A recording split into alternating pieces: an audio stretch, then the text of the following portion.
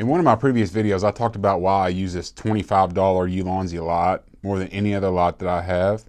I have way more expensive lights, way better lights, but I use this one all the time. And why is that? It is the path of least resistance as far as my lights. All I have to do is turn it on and set it up and we're ready to go. And I can move it here, I can move it there, I can put it wherever I want in this office and it's good to go. And the reason I bring all this up is because I think that's really important as far as content creation goes.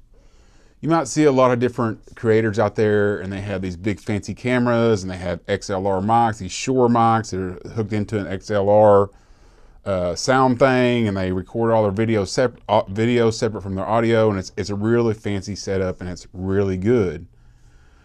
But if you're just starting out or you just want to create content in general, man, you want a path of least resistance as far as your gear choices go. And that might be a little bit different for everybody. For me, currently right now, I'm just filming on my iPhone. I have this cheap light. I have this microphone that's recording and I sync everything up in post. Easy. I mean, that is super easy.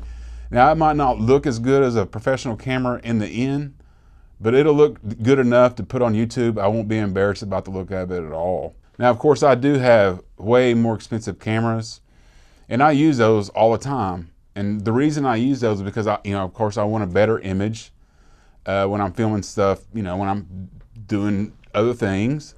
And sometimes I want to challenge myself. Sometimes I shoot in RAW, shoot in log a lot. And when I just want something quick, dirty, fast, and looking decent, iPhone's more and more becoming the choice, the easiest setup you'll ever see. And just to add one more point out there, you think to yourself, man, if I want to get these jobs from these different brands and I want to go out and, offer my services up to different companies for content creation and stuff like that, I have to have a big professional camera to do that. In some cases, that's true, and you might want a professional camera to do those type of jobs. But believe it or not, sometimes they just want the iPhone look. They want it casual. They don't want some big professional production. And just like I was taking photos of my daughter for senior pictures and stuff, the reason that she didn't like my photos as much was because they were too professional. They were too good. Sometimes people just want the casual look. And you go to somebody who wants a casual look, you pull out a $3,000 camera, the 1.2 lens. You're not giving them that. That's not what they're going to get.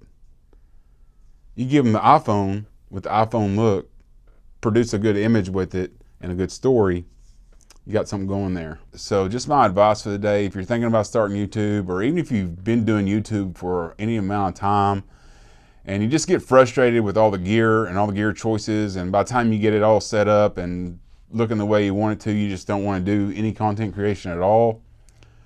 Choose the path of least resistance when you're choosing your gear.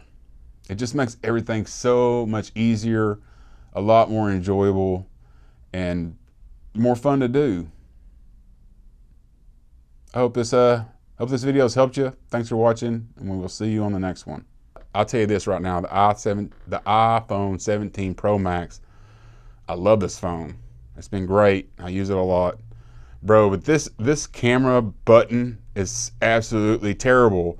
It's in the absolute worst spot ever. Every time I go grab this phone, I hit that stupid button. I turn on the camera, I start recording, blah, blah, blah. Freaking hate it. I'm gonna have to disable it. I wish they'd have put that button anywhere else. Maybe on top would have been better, but bro, the camera control, whatever they want to call it, button is trash.